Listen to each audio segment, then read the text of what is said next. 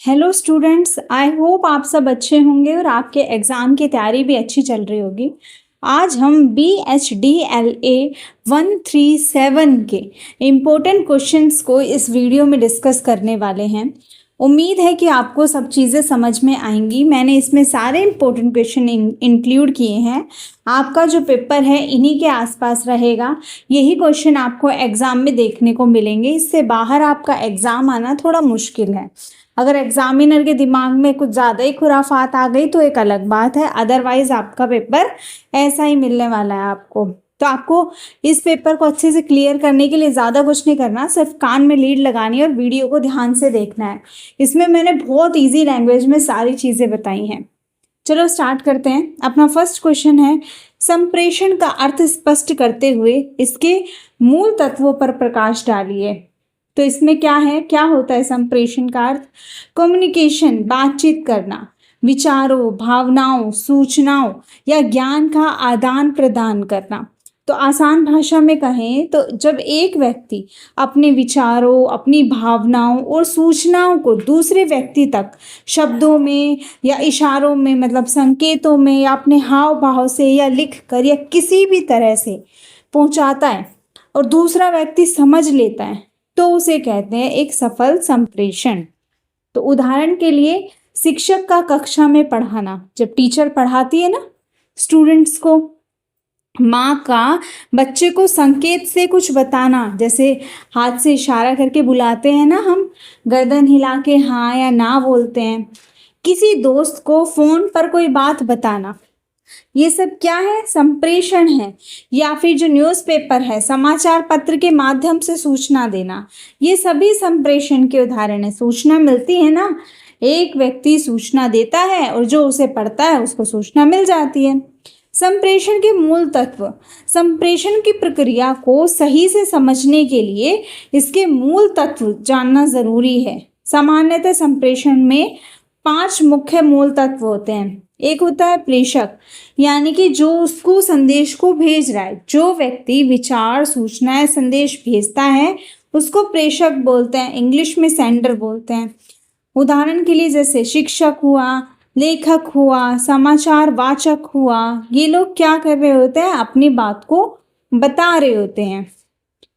फिर है इम्पोर्टेंट वो संदेश, यानी कि वो मैसेज क्या है, जो बात, विचार या सूचना या भावना पहुंचानी है दूसरे तक। जैसे पढ़ाई का कोई विषय है, कोई न्यूज़ है, कोई आदेश है, कोई भी चीज़ है, वो क्या चीज़ है, मैसेज क्या है।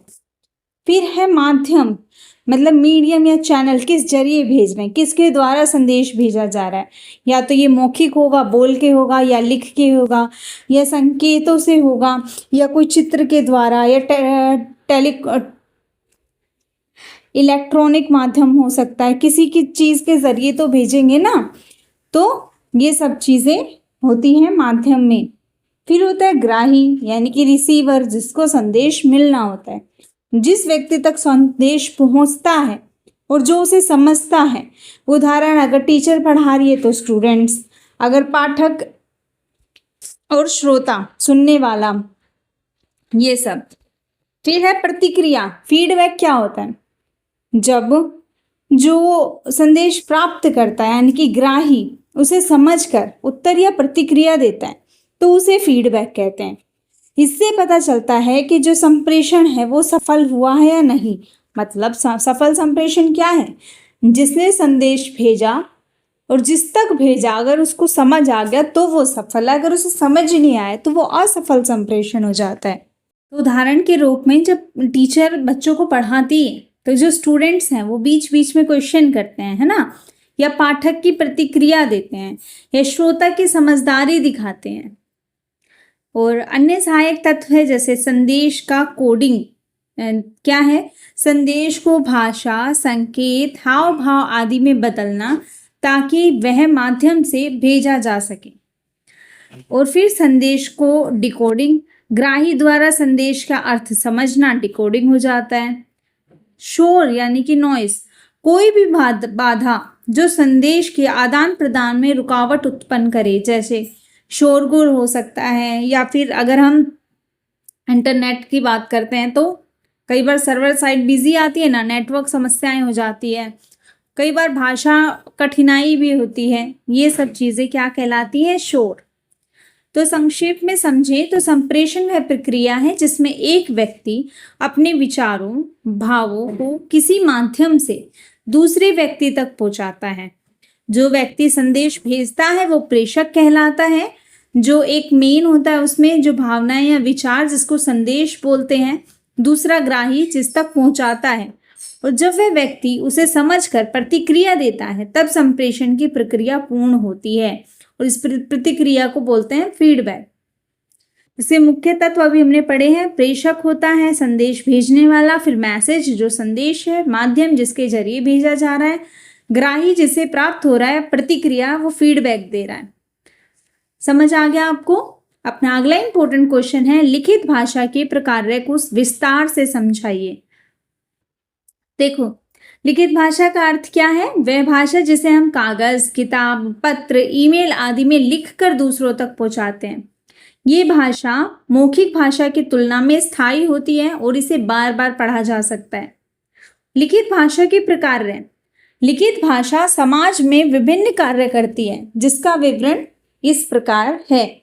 संप्रेषण का प्रकार है, जैसे लिखित भाषा का मुख्य कार्य सूचना, विचार, भावनाओं को दूसरों तक पहुंचाना है। जैसे समाचार पत्र में समाचार लिखना या पत्र लिखना या कोई नोटिस देना। अभिलेखीकरण का प्रकार है, यानी कि लिखित भाषा का कार्य जानकारी को स्थायी रूप से सुरक्षित रखना होता है। उदाहरण, इतिहास, साहित्य, विज्ञान की किताबें, सरकारी दस्तावेज, अनुबंध और प्रमाण पत्र, ये सब लिखे हुए हमको मिल जाते हैं ना। इसके कारण भविष्य में भी जानकारी का उपयोग किया जा सकता है। तो जैसे एक महत्वपूर्ण चीज़ है हमारी, हमारा भारत का संविधान, उसकी भी एक पुस्तक है, लिखा गया है वो। शैक्षिक प्रकार, लिखित भाषा शिक्षा और सीखने का महत्वपूर्ण माध्यम है। जैसे किताबों और नोटिस से पढ़ाई करना, फिर क्वेश्चन पेपर और मतलब प्रश्न पत्र और उत्तर पत्र लिखना, शिक्षण सामग्री तैयार करना। कानूनी प्रकार है, लीगल फंक्शन होता है। कानूनी मामलों में लिखित भाषा का बड़ा महत्व होता है। उदाहरण, कानून की किताबें हैं, अदालत के फैसले हैं, FIR हैं और गवाही के दस्तावेज हैं। ये न्यायिक प्रक्रिया में प्रमाण के रूप में, मतलब सबूत के रूप में कार्य करती है। साहित्यिक प्रकार है, लिखित भाषा साहित्य सृजन का मुख्य साधन है। जैसे कविताएं लिखना, कहानियां, उपन्यास, निबंध आदि लिखना, नाटक, आत्मकथा लिखना, इससे साहित्य और संस्कृति का विकास होता है। प्रशासनिक कार्य, लिखित भाषा प्रशासन में कार्यों के संचालन में सहायक होती है। उदाहरण के लिए कार्यालय पत्राचार होता है, सरकारी आदेश और परिपत्र होता है, विभागीय रिपोर्ट होती है ना, नोटिस होते हैं ना, नोटिस होते हैं, फॉर्म्स होते हैं और रिपोर्ट्स होती हैं, ये सब चीज़ें। सामाजिक एकता का प्रकार है, लिखित भाषा सामाजिक एकता और संस्कृति का आदान प्रदान में मदद करती है। जैसे समाचार पत्र और पत्रिकाओं द्वारा समाज में सूचना का प्रसार प्रचार होता है, सार्वजनिक घोषणाएं होती हैं। बौद्धिक विकास का प्रकार है, लिखित भाषा का प्रयोग अध्ययन और शोध में होता है जिससे ज्ञान और बौद्धिक क्षमता का विकास होता है। जैसे अनुसंधान लेख लिखना, डायरी और नोट्स बनाना। स्मृति सहायक प्रकार है, लिखित भाषा चीज़ों को याद रखने में मदद करती है क्योंकि लिखी गई बातों को बार बार पढ़कर या याद किया जा सकता है। फिर उदाहरण के तौर पे देखें तो जैसे एग्ज़ाम होता है ना, परीक्षा की तैयारी में हम क्या करते हैं, नोट्स बनाते हैं और टू डू सूची लिखते हैं। तो संक्षेप में देखिए तो लिखित भाषा के प्रमुख कार्य हैं संप्रेषण, अभिलेखीकरण, शैक्षिक कार्य, कानूनी कार्य, साहित्यिक कार्य, प्रशासनिक कार्य, सामाजिक एकता, बौद्धिक विकास, स्मृति सहायक। इस प्रकार लिखित भाषा का उपयोग समाज में सूचना प्रसारण, ज्ञान सुरक्षित रखने, शिक्षा, कानून, साहित्य, प्रशासन और सामाजिक बौद्धिक विकास के लिए किया जाता है। आई होप समझ में आ गया आपको। आंगिक भाषा को स्पष्ट करते हुए उसके विभिन्न रूपों पर टिप्पणी लिखिए, ये अपना अगला क्वेश्चन है। क्या होता है आंगिक भाषा? जब व्यक्ति अपने शरीर के हाव भाव से, इशारों से, मुद्राओं से, फेस एक्सप्रेशन से यानी कि चेहरे के भाव से, आंखों की गतिविधियों से, हाथ पैर की गतिविधियों से बिना शब्दों के अपने विचार, भावना या संदेश व्यक्त करता है तो उसे आंगिक भाषा बोलते हैं। साइन लैंग्वेज ना, जिस तरीके से साइन लैंग्वेज होती है वो भी एक आंगिक भाषा ही है। तो सरल शब्दों में जब हम बिना बोले अपने शरीर से कुछ बातें बताते हैं वो आंगिक बातें वो आंगिक भाषा कहलाती है। उदाहरण, सिर हिलाकर हम हाँ या ना करते हैं ना, दाएं बाएं सिर हिलाते हैं ना, अप डाउन करते हैं तो हाँ, या मुस्कुराते हैं तो प्रसन्नता व्यक्त करते हैं, आंखों से इशारा करते हैं ना, आजा आजा, इस तरीके से। गुस्से में जब आईब्रोज को ऊपर कर लेते हैं ना, बोए चढ़ाते हैं, फिर तालियां बजाते हैं, ये सब आंगिक भाषा के विभिन्न रूप हैं। क्या क्या? हाव भाव, जेस्चर्स, हाथों, उंगलियों, सिर आदि के द्वारा किए गए संकेत जिनसे व्यक्ति अपने विचार व्यक्त करता है। जैसे अंगूठा दिखाना, प्रशंसा के लिए करते हैं ना हम, थम्स अप। हाथ हिलाकर अभिवादन करना।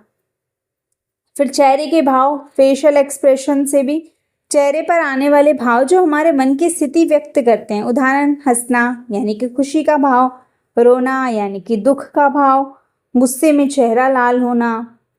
फिर दृष्टि संपर्क, आई कॉन्ट्रैक्ट, आंखों की गतिविधियों से भी संप्रेषण का कार्य होता है। जैसे सीधी नजर रखना आत्मविश्वास का संकेत, नजर चुराना संकोच या झिझक का संकेत होता है। फिर है शारीरिक मुद्राएं यानी कि पोस्चर्स, बैठने, खड़े होने या चलने की स्थिति से भी व्यक्ति के मनोभाव प्रकट होते हैं। उदाहरण, झुककर बैठना यानी कि विनम्रता का संकेत, सीधा बैठना यानी कि आत्मविश्वास का संकेत। स्पर्श, टच मतलब स्पर्श भी आंगिक भाषा का एक रूप है जिससे भावना व्यक्त की जाती है। उदाहरण, पीठ थपथपाना यानी कि हम किसी को शाबाशी देते हैं ना, प्रोत्साहित करते हैं। फिर हाथ मिलाना यानी कि अभिवादन करना। इसके अलावा नमस्ते करना, हाथ जोड़ के नमस्ते करते हैं ना। शारीरिक दूरी, इसमें क्या है, किसी व्यक्ति से बातचीत करते समय दूरी भी भावनाओं को दर्शाता है। उदाहरण, बहुत पास आकर बात करना। घनिष्ठता, ये हम अपने फ्रेंड्स के साथ करते हैं। दूरी बनाकर बात करना, औपचारिकता, जैसे टीचर से करते हैं या किसी ऑफिसर से करते हैं। हाव भाव और मुख मुद्रा का संयोजन, कई बार व्यक्ति बोलते समय हाथों, आंखों और चेहरे से संकेत देता है जो आंगिक भाषा का मिश्रित रूप होता है। जैसे बोलते समय हाथ हिलाते हैं, प्रश्न पूछते समय भौहें उठाते हैं। तो आंगिक भाषा मौखिक भाषा का महत्वपूर्ण पूरक है और इसके बिना संप्रेषण अधूरा रह जाता है। यह भावना व्यक्त करने का प्राकृतिक और त्वरित माध्यम है। आंगिक भाषा का प्रयोग संस्कृति और समाज के अनुसार अलग अलग हो सकता है। शिक्षक, वक्ता और नेता संप्रेषण में प्रभाव डालने के लिए आंगिक भाषा का सकारात्मक प्रयोग करते हैं। कुछ परिस्थितियों में, जैसे सुनने या बोलने में अक्षम व्यक्तियों के बीच, आंगिक भाषा प्राथमिक संप्रेषण का साधन बन जाता है, साइन लैंग्वेज, है ना। तो संक्षेप में लिख सकते हैं या निष्कर्ष में कि आंगिक भाषा वह भाषा होती है जिसमें व्यक्ति शरीर के हाव भाव, मुद्रा, चेहरे के भाव, दृष्टि, स्पर्श और दूरी से अपने विचारों और भावनाओं को व्यक्त करता है। इसके विभिन्न रूप हैं, जैसे हाव भाव, चेहरे के भाव, दृष्टि संपर्क, शारीरिक मुद्रा, स्पर्श और शारीरिक दूरी। यह भाषा संज्ञापन, भावना व्यक्त करने, सामाजिक संबंध बनाने और संप्रेषण को प्रभावी बनाने में महत्वपूर्ण भूमिका निभाता है। आई होप आप अच्छे से समझ गए इसको। अगला इंपॉर्टेंट क्वेश्चन है, जनसंचार माध्यमों की भाषा पर विचार करते हुए संचार और शिल्प का भाषा पर प्रभाव स्पष्ट करें। तो संचार माध्यमों की भाषा क्या है?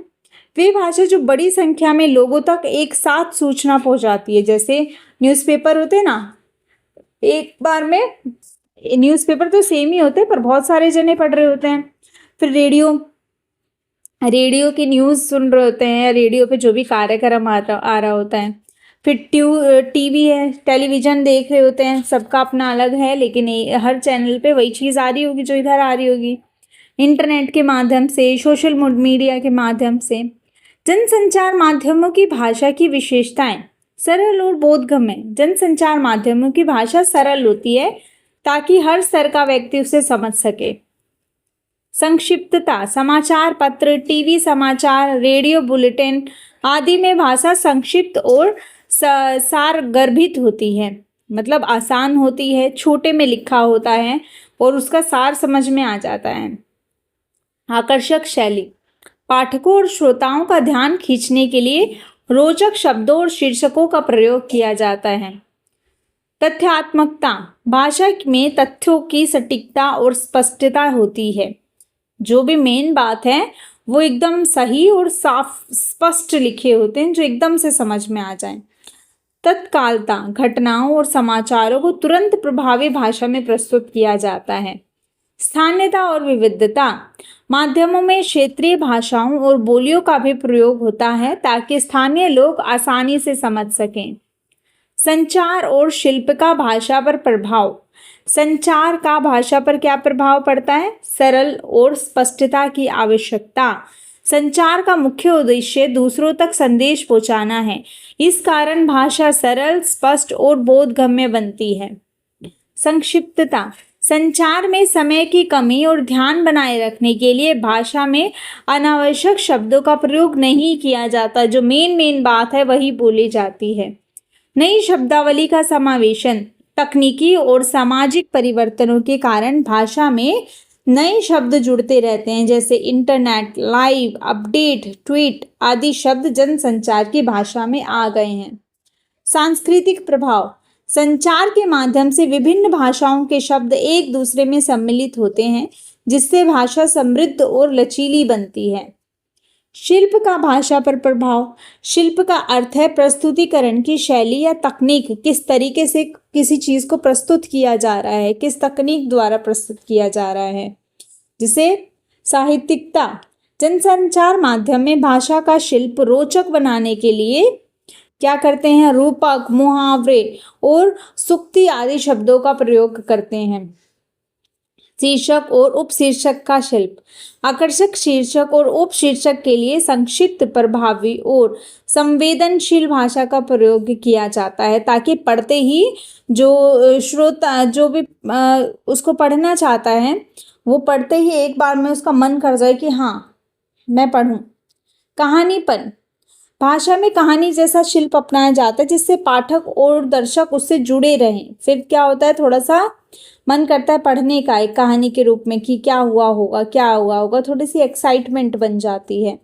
दृश्यात्मक प्रभाव, टीवी, इंटरनेट आदि में चित्र और ग्राफिक्स के साथ भाषा का ऐसा शिल्प होता है जिससे दृश्य और शब्द मिलकर प्रभाव पैदा करते हैं। भाषा का सरल शिल्पीकरण, टेलीप्रॉम्प्टर, स्क्रिप्ट आदि में भाषा को छोटे छोटे वाक्यों में लिखा जाता है ताकि आसानी से पढ़ा जा सके और बोला जा सके। तो सारांश या निष्कर्ष में लिख सकते हो आप, जनसंचार माध्यमों की भाषा सरल, स्पष्ट, संक्षिप्त, तथ्यात्मक और आकर्षक होती है ना। आसान भाषा होती है, सब चीज़ स्पष्ट लिखा होता है और कहानी को बहुत छोटे में बता देते हैं। उसमें सटीक चीज़ एकदम इधर उधर की कोई बातें नहीं होती, जो तथ्य है सिर्फ वो सीधा बताया जाता है और ऐसी भाषा का प्रयोग किया जाता है जो थोड़ी आकर्षक होती है। संचार भाषा को सरल और बोधगम्य बनाता है, जबकि शिल्प भाषा को रोचक, प्रभावी और प्रस्तुतिकरण योग्य बनाता है। जनसंचार माध्यम में भाषा का उद्देश्य सही और शीघ्र उद्देश्य पहुंचाना, प्रभाव डालना और लोगों का ध्यान बनाए रखना होता है। आई होप समझ गए आप अच्छे से। अपना अगला इम्पोर्टेंट क्वेश्चन है, उच्चरित भाषा के प्रकार को स्पष्ट कीजिए। उच्चरित भाषा जो बोल के बोली जाती है ना, स्पोकन लैंग्वेज, जिसे मुंह से बोलकर व्यक्त करते हैं और दूसरा व्यक्ति सुनकर उसको समझता है। तो उदाहरण के लिए कक्षा में शिक्षक जब पढ़ाता है बोलकर, या दोस्तों से जब बातचीत करते हैं, या कोई भाषण देता है तो उसे सुनते हैं। उच्चरित भाषा के प्रकार क्या हैं? उच्चरित भाषा समाज में अनेक कार्य करती है जिन्हें भाषा के प्रकार्य कहा जाता है। जैसे संप्रेषण का प्रकार्य, मतलब संप्रेषण का काम करती है। मुख्य कार्य विचार, भावनाएं और सूचनाएं दूसरों तक पहुंचाना है। बोलकर बातचीत करने पर तुरंत संप्रेषण होता है और स्पष्टता आती है। सीधा फेस टू फेस बात कर लो। उदाहरण, किसी विषय पर चर्चा करना हो या कोई समस्या बतानी हो। अभिव्यक्ति प्रकार्य एक्सप्रेशन का काम करता है। उच्चरित भाषा के माध्यम से व्यक्ति अपने भावों, मनोभाव और अनुभव व्यक्त करता है। उदाहरण, हंसते हुए खुशी व्यक्त करना, बोलकर दुख बताना। सामाजिक प्रकार्य सोशल फंक्शन भी करता है। ये समाज में लोगों के बीच आपसी संबंध स्थापित और मजबूत करता है। अभिवादन, बातचीत, प्रशंसा, आलोचना आदि के द्वारा सामाजिक संपर्क बनाए रखती है। उदाहरण, नमस्ते कहना, हाल चाल पूछना, है ना, हेलो हाय नमस्ते करते हैं ना। शैक्षिक प्रकार्य एजुकेशनल फंक्शन क्या है, क्या काम करता है? शिक्षा प्राप्ति और देने में महत्वपूर्ण भूमिका निभाती है। शिक्षा द्वारा पढ़ाना, प्रश्न पूछना और उत्तर देना, ये सब कैसे होता है? बोलकर होता है। उदाहरण, कक्षा में पढ़ाई और कोई भी चर्चा करना। निर्देशात्मक प्रकार्य डायरेक्टिव फंक्शन क्या है? आदेश देना किसी को या निर्देशन देना किसी को, ऐसा करो, यहाँ जाओ, वहाँ जाओ। मार्गदर्शन करना किसी का उच्चरित भाषा के माध्यम से होता है।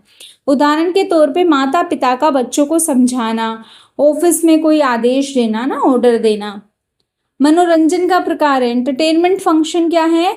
गीत गाते हैं, कहानियां सुनाते हैं, चुटकुले बोलते हैं आदि के माध्यम से मनोरंजन में मदद होती है। उदाहरण, कहानी सुनाना। कवि सम्मेलन होते हैं जिसमें कवि जो है कविताएं बोलते हैं।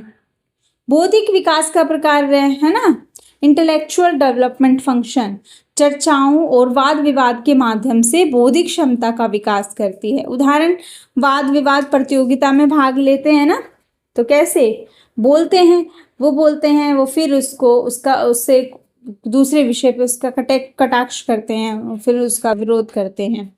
सांस्कृतिक हस्तांतरण का प्रकार है संस्कृति, परंपरा, रीति रिवाज पीढ़ियों तक उच्चरित भाषा से पहुंचती है। उदाहरण, दादी द्वारा बच्चों को लोक कथाएं सुनाना। तो संक्षेप में लिख सकते हैं, उच्चरित भाषा के प्रमुख प्रकार हैं संप्रेषण, अभिव्यक्ति, सामाजिक संपर्क, शिक्षा, निर्देशन, मनोरंजन, बौद्धिक विकास और संस्कृति का हस्तांतरण। आई होप आप समझ गए इस क्वेश्चन को भी। अपना अगला इंपॉर्टेंट क्वेश्चन है, भाषण की भाषा और उसके लेखन के महत्वपूर्ण बिंदुओं पर प्रकाश डालिए। भाषण की भाषा में प्रयुक्त भाषा का जो उद्देश्य है, वो जो श्रोता होते हैं ना, जो सुनने वाले होते हैं, उनको एक तो संदेश पहुंचाना, फिर उनको समझाना, फिर उनको प्रभावित करना होता है। इसलिए भाषण की भाषा की विशेषताएं होती हैं, कुछ विशेषताएं होती है जिससे ये सारे काम सरलता से हो सकें। जैसे सरल और स्पष्ट भाषा बोलनी चाहिए ताकि सुनने वाले को सब कुछ अच्छे से समझ में आ जाए, उनकी आम बोलचाल वाली भाषा। तो श्रोता की समझ के अनुरूप सरल और स्पष्ट भाषा का प्रयोग होना चाहिए ताकि सभी लोग आसानी से समझ सकें। सजीव और प्रभावी भाषा, भाषण की भाषा में जोश होना चाहिए, जीवंतता होनी चाहिए, जिससे श्रोता भाषण में रुचि ले।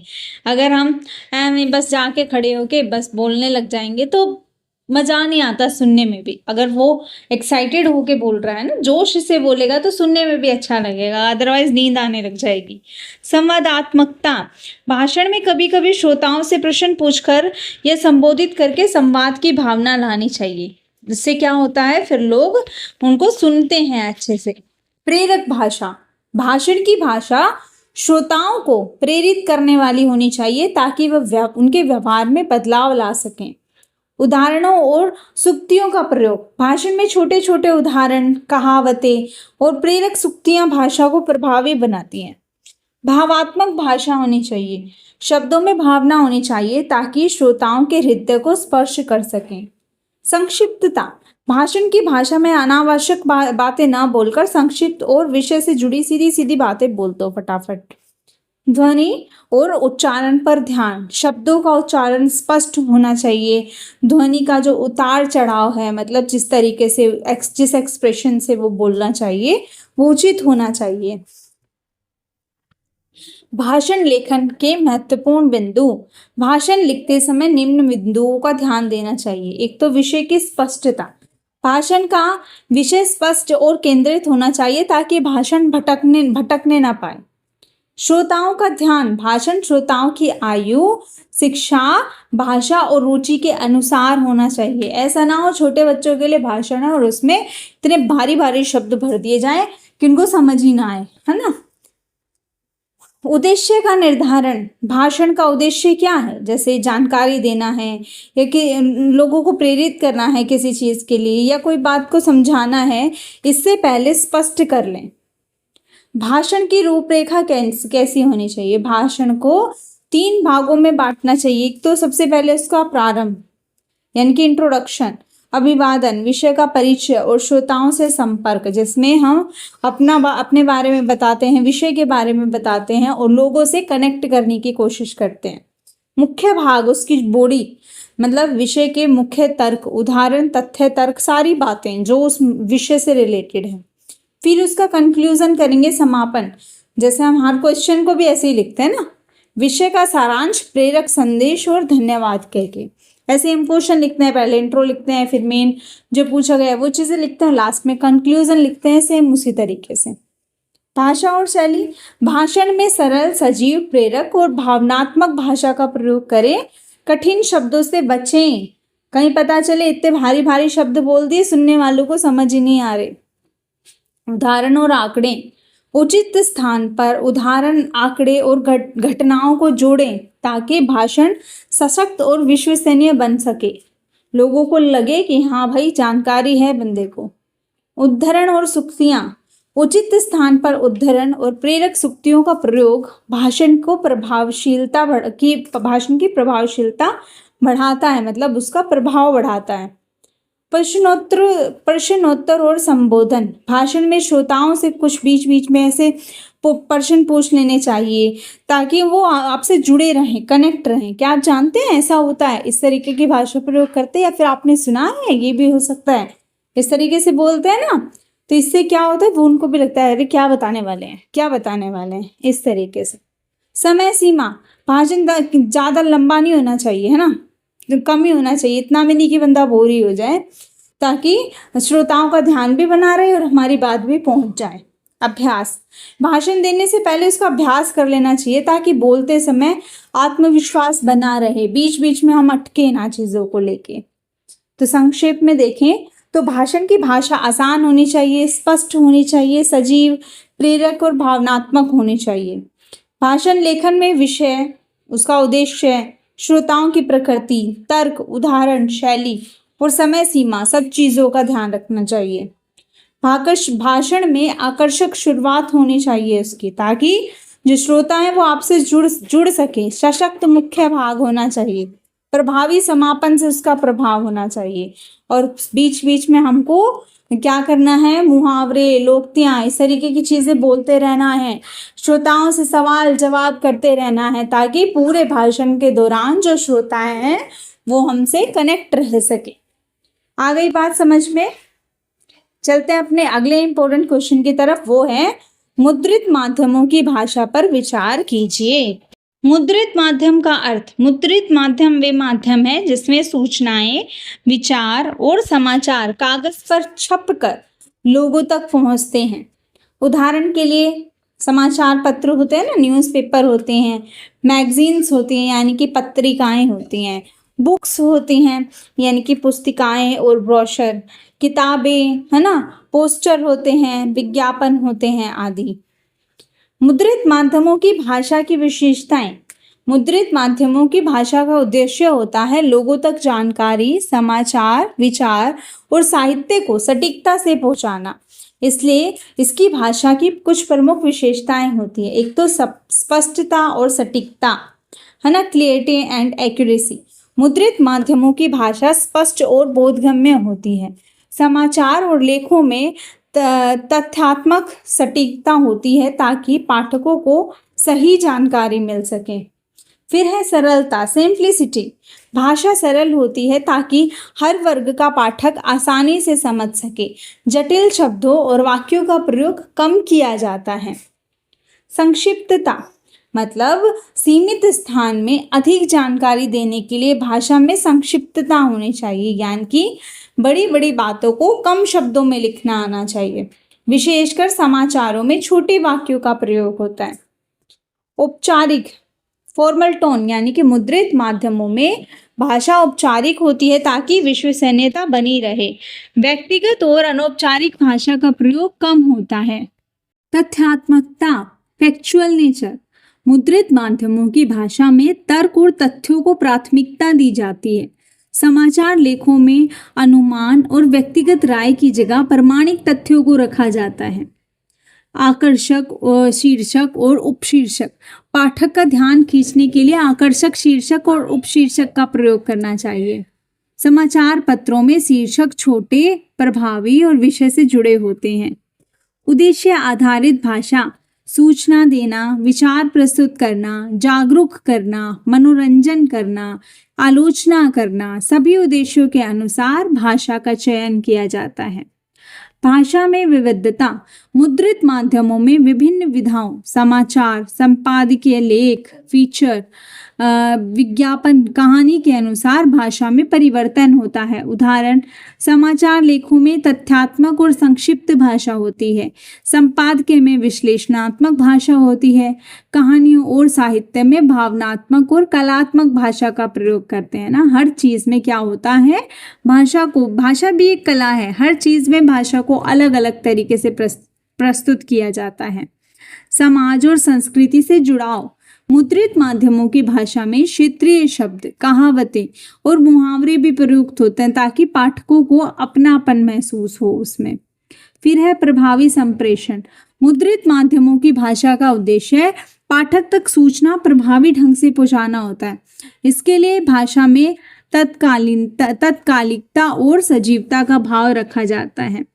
मुद्रित माध्यमों की भाषा का महत्व।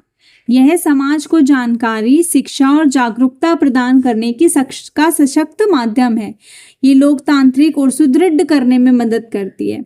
ये भाषा विकास और प्रसार में सहायक होती है। ये साहित्य और संस्कृति के संरक्षण और संवर्धन में भी योगदान देती है। समझ में आया? तो इसके संक्षिप्त में लिख सकते हैं निष्कर्ष में कि मुद्रित माध्यमों की भाषा सरल, स्पष्ट, सटीक, संक्षिप्त, औपचारिक, तथ्यात्मक और उद्देश्यपूर्ण होती है। इसका उद्देश्य जानकारी, विचार और भावनाओं को प्रभावी ढंग से लोगों तक पहुंचाना है। ये भाषा के विकास, समाज की जागरूकता और सांस्कृतिक एकता में महत्वपूर्ण भूमिका निभाती है। आई होप आपको समझ में आ गया होगा। अपना अगला इंपॉर्टेंट क्वेश्चन है, पत्रों के विभिन्न प्रकार पर प्रकाश डालिए। लेटर्स जो होते हैं ना, वो कितने प्रकार के होते हैं? इंग्लिश में सुना है ना, फॉर्मल लेटर होता है, पर्सनल लेटर होता है, यानी कि इनफॉर्मल लेटर होता है। तो जो पत्र है लिखित माध्यम है जिसके द्वारा व्यक्ति अपने विचार, भावनाएं, सूचना, समाचार या कोई निवेदन दूसरे व्यक्ति तक लिखकर भेजता है। उदाहरण के लिए किसी को शुभकामनाएं देने के लिए पत्र लिखते हैं, किसी कार्यालय में आवेदन पत्र भेजते हैं, एप्लीकेशंस देते हैं ना, किसी मित्र को समाचार पत्र भेजते हैं या फिर इनविटेशन कार्ड्स भी देते हैं। फिर पत्रों के विभिन्न प्रकार हैं, तो दो प्रकार में बांटा जाता है, दो वर्गों में। एक तो पर्सनल लेटर जिसे व्यक्तिगत पत्र बोलते हैं, फिर दूसरा है फॉर्मल लेटर जिसे औपचारिक पत्र बोलते हैं। जो पर्सनल लेटर होता है यानी कि व्यक्तिगत पत्र, ये पत्र व्यक्तिगत संबंधों को बनाए रखने के लिए लिखे जाते हैं। इसमें औपचारिकता कम होती है और भावनाएं व्यक्त की जाती हैं। उदाहरण, माता पिता को पत्र लिखते हैं, दोस्तों को, मित्रों को पत्र लिखते हैं। फिर बधाई पत्र होते हैं, इनविटेशन लेटर होता है, आमंत्रण पत्र, कुशल से पत्र होते हैं, वेलबिंग लेटर, धन्यवाद पत्र होते हैं, थैंक्स लेटर, संतावना पत्र होते हैं, है ना। तो औपचारिक पत्र क्या होते हैं? फॉर्मल लेटर, ये पत्र कार्यालय, शैक्षणिक, व्यावसायिक और सरकारी कार्यों के लिए लिखे जाते हैं। इसमें भाषा औपचारिक होती है।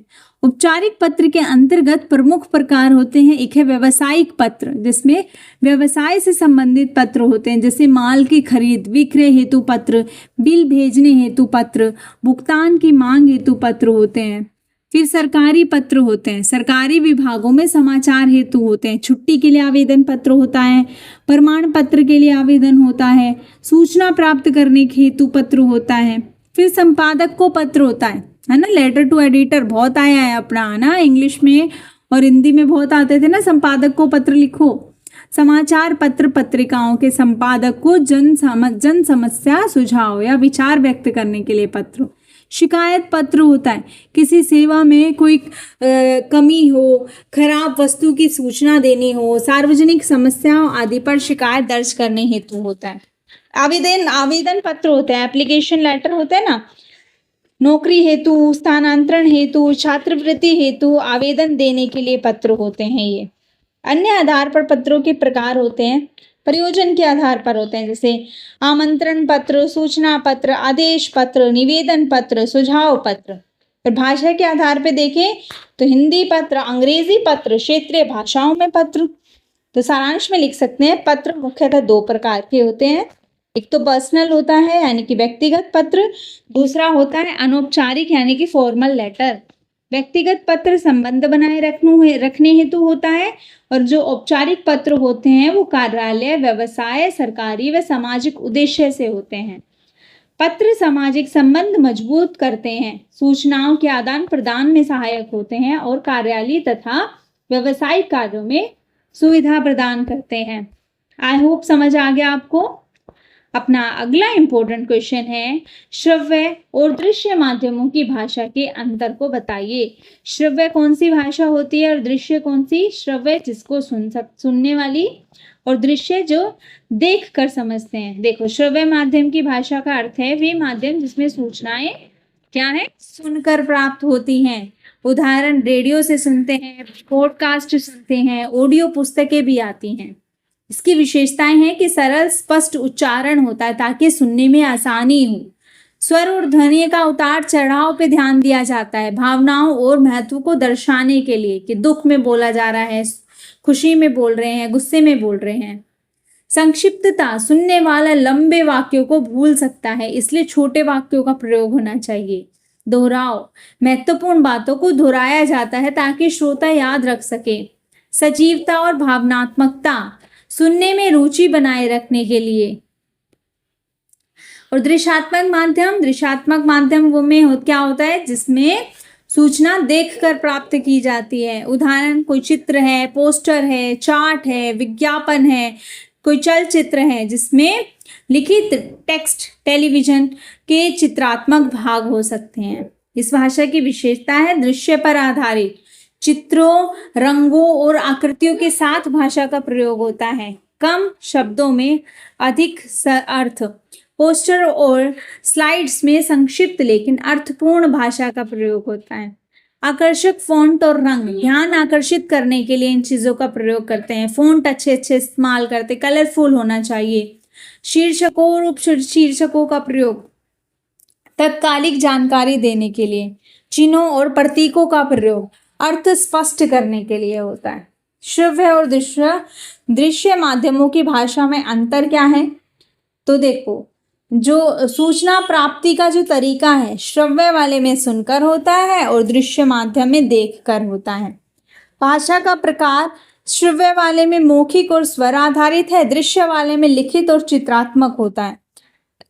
लंबाई, श्रव्य में छोटे वाक्य लेकिन पूरा वाक्य बोला जाता है, और चित्रात्मक में अत्यंत संक्षिप्त शब्दों का चयन महत्वपूर्ण है। फिर है रूपांकन, तो श्रव्य वाले में स्वर, उच्चारण और ध्वनि का प्रभाव होता है, और दृश्यात्मक में रंग, चित्र और फ़ॉन्ट, प्रतीक आदि का प्रभाव अधिक होता है। रुचि बनाए रखने का तरीका, जो सुनने वाला है उसमें स्वर में उतार चढ़ाव और भावनात्मकता होनी चाहिए, और दृश्यात्मक वाले में रंगीनता, डिज़ाइन और चित्रों का प्रयोग होना चाहिए। याद रखने में सहायक, सुनने वाला दोहराया जाता है और सजीवता से याद रहता है। और जो देखा जाता है वो चित्र और शब्दों का संयोजन तुरंत प्रभाव डालता है उन पे। उदाहरण के लिए तो श्रव्य माध्यम में रेडियो, समाचार और ऑडियो भाषण आदि आते हैं, और दृश्यात्मक में पोस्टर, स्लाइड, चार्ट आदि आते हैं। तो निष्कर्ष में या सारांश में देखें तो श्रव्य माध्यम की भाषा में सरलता, स्पष्टता, उच्चारण, ध्वनि और सजीवता महत्वपूर्ण होती है। दृश्य माध्यम की भाषा में संक्षिप्तता, आकर्षक शब्द, चित्र और रंग का संयोजन महत्वपूर्ण होता है। इस प्रकार दोनों माध्यमों की भाषा अपने उद्देश्य, प्रस्तुत और प्रभाव डालने के तरीकों में भिन्न होती है, लेकिन दोनों का उद्देश्य जनसंचार और जानकारी को प्रभावी तरीके से प्रसार करना ही होता है। आई होप आप समझ गए हो अच्छे से। अपना अगला इम्पोर्टेंट क्वेश्चन है, संवाद कला के विभिन्न पक्षों के महत्व को स्पष्ट कीजिए। संवाद कला का अर्थ क्या अर्थ है? दूसरे व्यक्ति से प्रभावी, स्पष्ट, शिष्ट और उद्देश्यपूर्ण ढंग से बात करने की कला होती है। तो आसान शब्दों में कहें, जब हम दूसरों से ऐसा संवाद करते हैं, मतलब इस तरीके से बातचीत करते हैं कि वे आसानी से हमारी बात समझें, हम उनके भाव भी समझ सके और बातचीत में रुचि भी बनी रहे, उसे संवाद कला कहते हैं। संवाद कला के विभिन्न पक्ष। संवाद कला के अनेक पक्ष होते हैं जिनका प्रभावी संप्रेषण और संबंध निर्माण में महत्व होता है। इसके मुख्य पक्ष हैं भाषा का चयन। तो क्या है? संवाद में भाषा आसान होनी चाहिए, स्पष्ट और शिष्ट होनी चाहिए। भाषा का स्तर श्रोता की समझ के अनुसार होना चाहिए। देख के अक्षरों का चयन करना चाहिए कि जो श्रोता है, सुनने वाला है, वो किस तरीके से चीज़ों को समझ पाता है। महत्व, इससे जो संप्रेषण में बाधा है वो नहीं आती और श्रोता तुरंत आपकी बात को समझ जाता है। स्वर और उच्चारण। बातचीत में स्वर का उतार चढ़ाव, भावानुसार बदलाव जरूरी है। उच्चारण स्पष्ट और धीमा होना चाहिए। महत्व, इससे क्या होता है? संवाद रोचक बनता है और बातचीत जो है वो प्रभावी ढंग से एक दूसरे तक पहुंचती है। शारीरिक हाव भाव, बॉडी लैंग्वेज जो है वो संवाद करते समय चेहरे के भाव, आंखों का संपर्क, हाथों का प्रयोग आदि जरूरी है। इससे क्या होगा? ये जो संवाद है वो सजीव बनता है और आत्मविश्वास दिखाई देता है। सुनने की क्षमता। संवाद कला में केवल बोलना ही नहीं बल्कि धैर्यपूर्वक सुनना भी जरूरी है। सामने वाले की बात ध्यान से सुनना संवाद का महत्वपूर्ण पक्ष है। महत्व, इससे क्या होता है? गलतफहमियां कम होती है और संबंध जो है और गहरे बनते हैं और मजबूत बनते हैं। विषय ज्ञान। संवाद में जिस विषय पर चर्चा हो उसका ज्ञान बहुत जरूरी है। इससे क्या होगा? बात में विश्वसनीयता बढ़ेगी और तार्किकता बनी रहेगी। विनम्र और धैर्य। संवाद में शिष्ट भाषा और विनम्र व्यवहार जरूरी है। बीच में टोकना, गुस्सा करना संवाद कला में बाधा उत्पन्न करता है। इससे महत्व क्या है इसका? इससे संवाद में सकारात्मक वातावरण बनता है। अवसर और समय का ध्यान। किस समय, किस स्थान पर, किस व्यक्ति से कौन सी बात करनी है, ये समझना बहुत जरूरी है। इससे क्या होगा? सही समय पर संवाद होने से प्रभाव और परिणाम भी अच्छा आता है। उपयुक्त माध्यम का चयन। संवाद मौखिक, लिखित, संकेत और तकनीकी माध्यम से हो सकता है। परिस्थिति के अनुसार उचित माध्यम का चयन करना जरूरी है। इससे होगा क्या? संवाद का प्रभाव और पहुंच बढ़ जाती है। संवाद कला के विभिन्न पक्षों का महत्व है। व्यक्तित्व विकास में सहायक।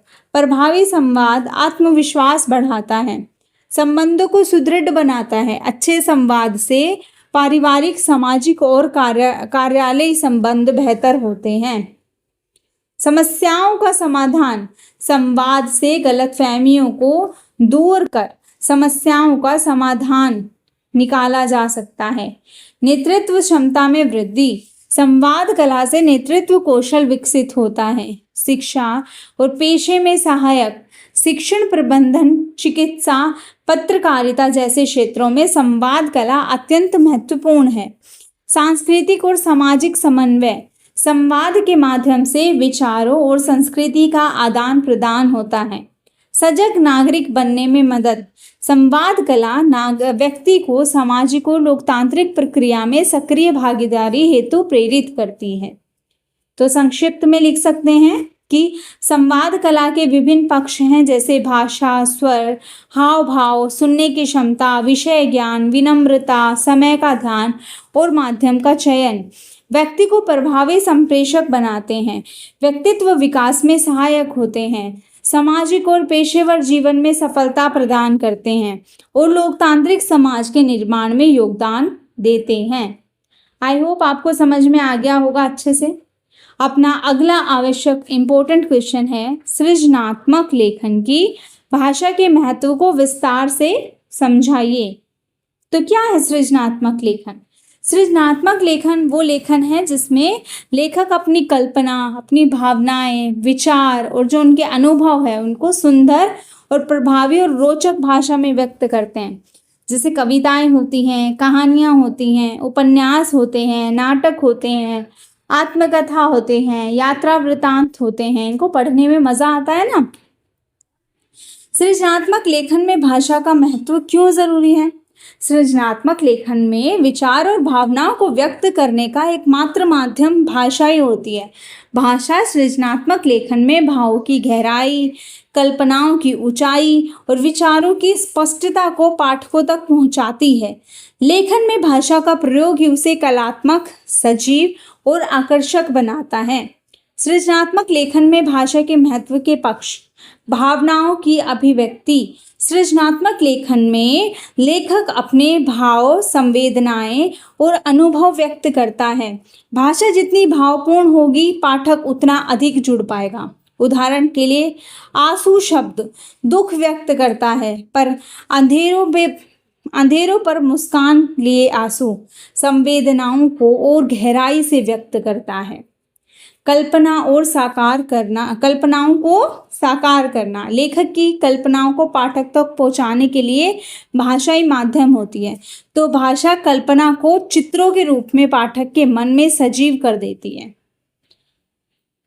शैली और सौंदर्य सृजन। सृजनात्मक लेखन में भाषा का प्रयोग सौंदर्य सृजन के लिए किया जाता है। रूपक, उपमा, अनुप्रास, अलंकार, मुहावरे आदि भाषा को कलात्मक बनाते हैं। उदाहरण के लिए, फूलों की हंसी, अनुप्रास और रूपक का प्रयोग कर भाषा को सुंदर बनाया गया है। पाठक में रुचि बनाए रखना। तो क्या है? सृजनात्मक लेखन में रोचक, सरल और प्रभावपूर्ण भाषा पाठक की रुचि बनाए रखती है। नीरस भाषा सृजनात्मकता को समाप्त कर देती है। सजीव चित्रण। भाषा के माध्यम से प्राकृतिक, समाज, मनुष्य और उसके अनुभव का सजीव चित्रण किया जा सकता है। इससे पाठक दृश्य और भाव दोनों को महसूस कर पाता है। संप्रेषण में सहायक। लेखक के विचार, भाव और दृष्टिकोण को पाठक तक पहुंचाने का कार्य भाषा ही करती है। स्पष्ट और प्रभावी भाषा संप्रेषण को सरल बनाती है। सामाजिक और सांस्कृतिक संदेश का वहन। सृजनात्मक लेखन के माध्यम से सामाजिक और सांस्कृतिक मूल्यों को भाषा के द्वारा संप्रेषित किया जाता है। भाषा ही संस्कृति की संवाहक होती है। आत्मसंतोष और आत्मविकास। लेखक अपनी भाषा के माध्यम से अपने मन के जो भाव है उनको व्यक्त करके आत्मसंतोष पाता है। निरंतर लेखन से भाषा और विचार शक्ति का विकास होता है। जितना वो लिखेगा उतना ज़्यादा उसकी भाषा का भी विकास होगा और उसकी सोचने की क्षमता का भी। सृजनात्मक लेखन की भाषा की विशेषताएं हैं कि भाषा जो है आसान यानी कि सरल, सहज और प्रभावपूर्ण होनी चाहिए, प्रवाहपूर्ण, भावनात्मक और कलात्मक होनी चाहिए, शैलीबद्ध और सजीव होनी चाहिए।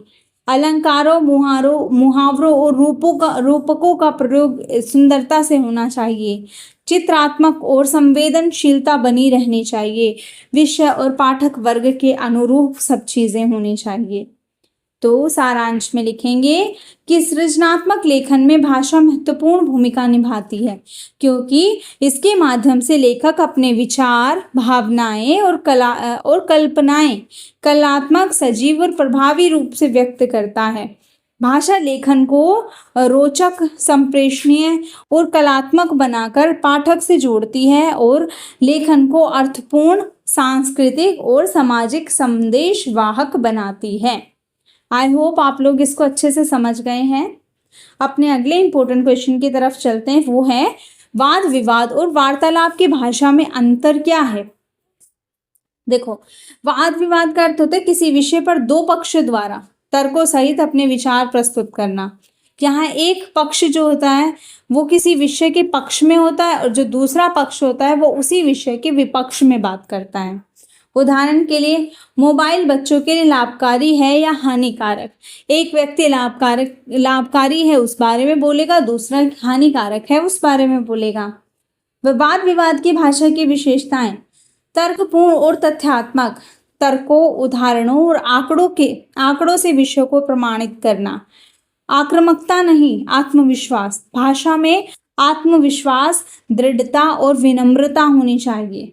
स्पष्ट और सीधी, विषय के अनुरूप सीधे तर्क प्रस्तुत किए जाएं। प्रभावी उद्घाटन और समापन, भाषा में प्रभावी आरंभ और सारगर्भित समापन होना चाहिए।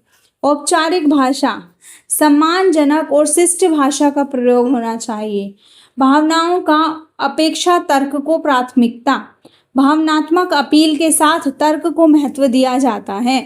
पारिभाषिक शब्दों का प्रयोग, विषय विशेष से जुड़ी शब्दावली का प्रयोग किया जाता है। वार्तालाप की भाषा का अर्थ है दो या अधिक व्यक्तियों के बीच आपसी बातचीत के माध्यम से विचारों और सूचनाओं का आदान प्रदान। उदाहरण, दो मित्रों को किसी फिल्म पर चर्चा करना।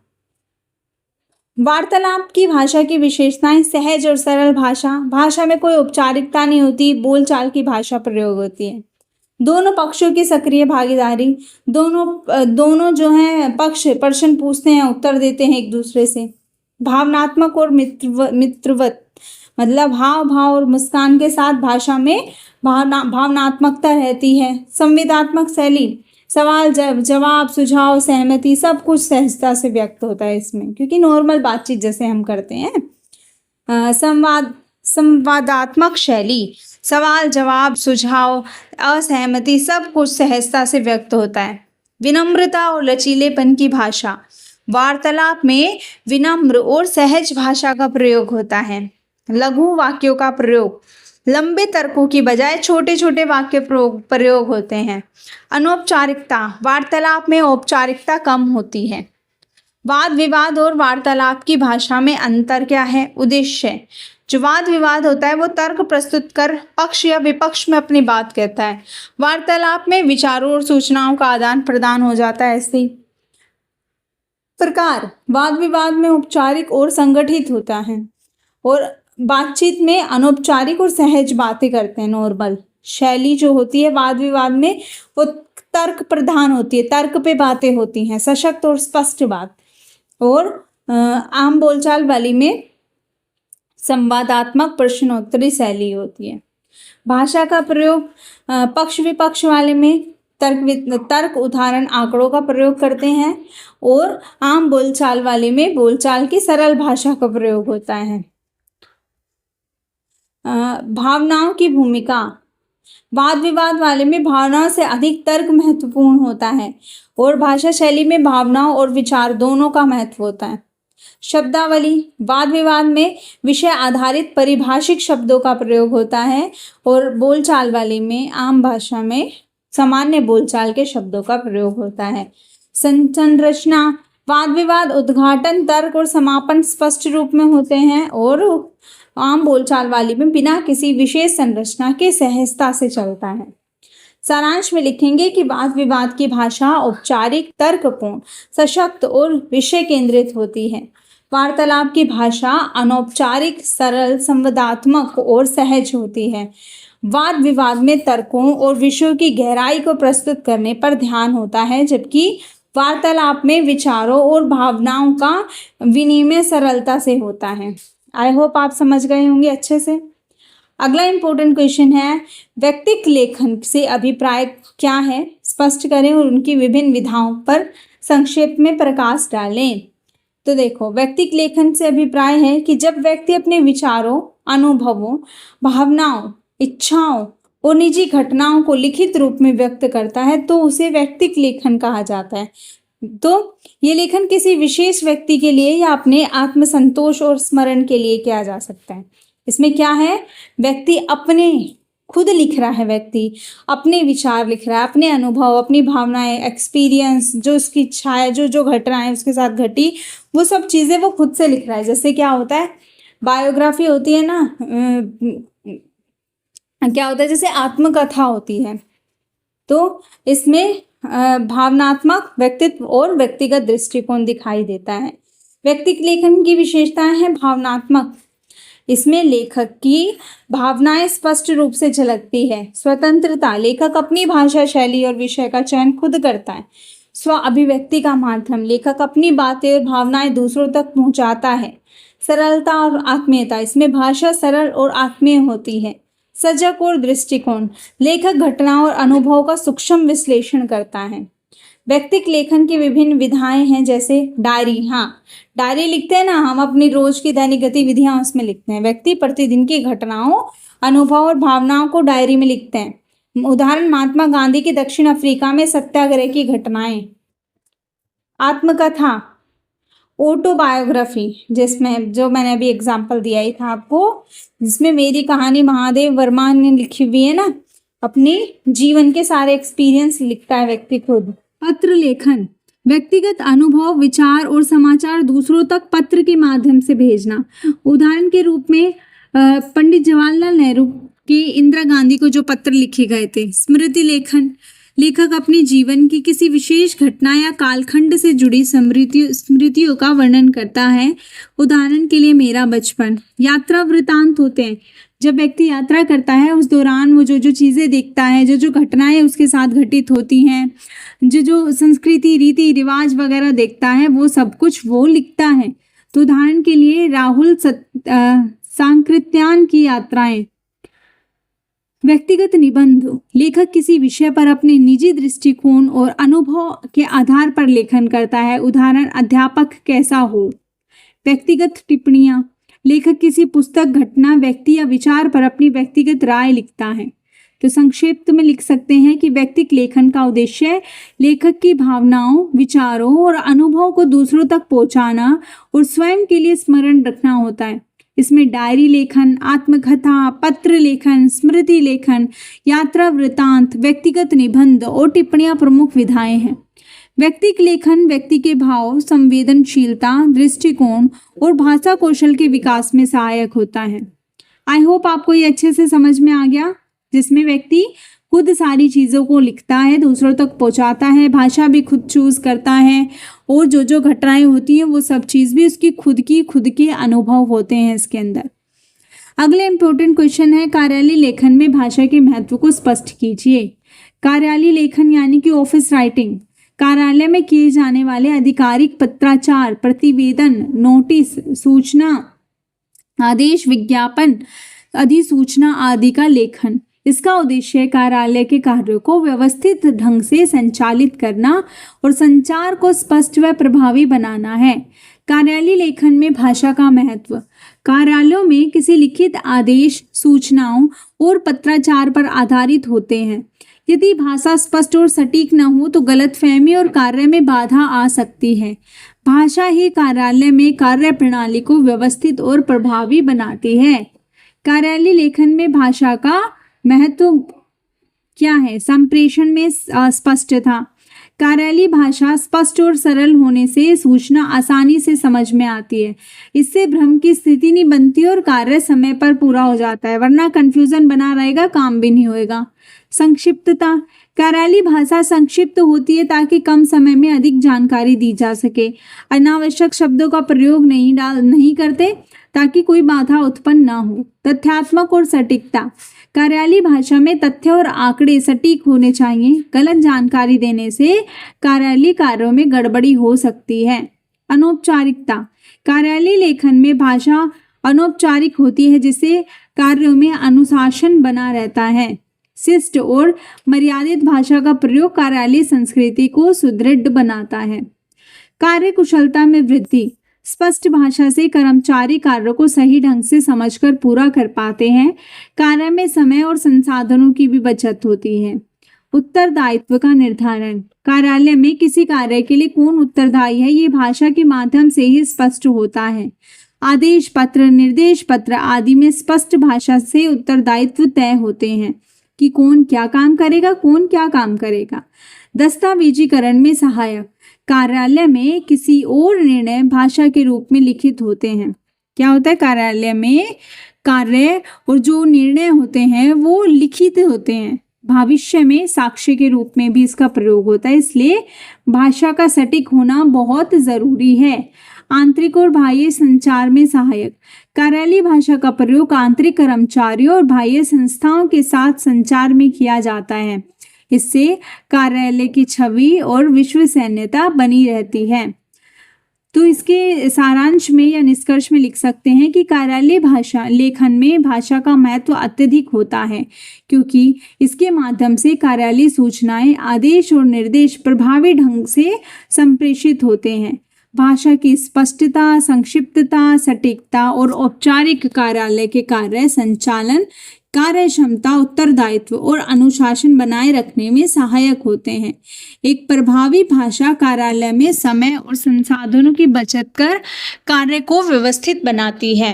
अगर अभी तक आपने कुछ भी नहीं पढ़ा है तो इतना भी आप पढ़ लेंगे तो आपका पेपर फिर भी बहुत अच्छा हो जाएगा, क्योंकि क्वेश्चन इसी में से पूछे जाने वाले हैं।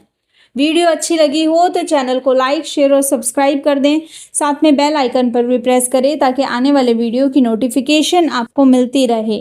देखते रहें जीके बैंक। Thank you.